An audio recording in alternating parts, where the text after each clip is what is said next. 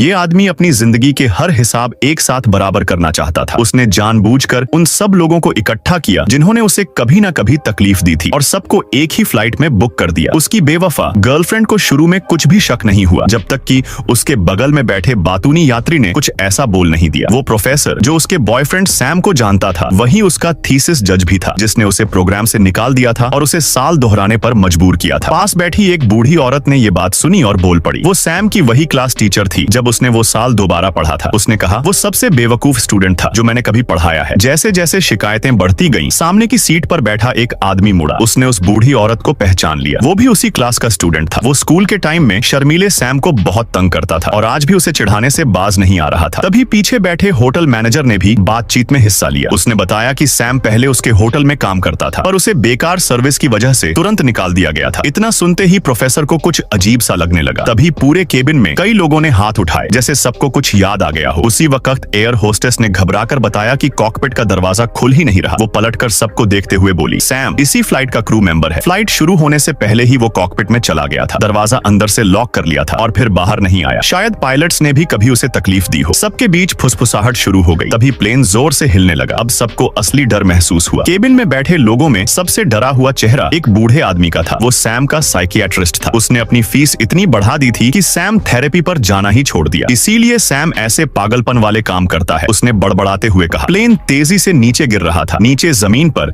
एक बुजुर्ग कपल धूप सेंक रहे थे, बेखबर। वो सैम के माँ बाप थे जिन्होंने उसे बचपन से ही सताया था।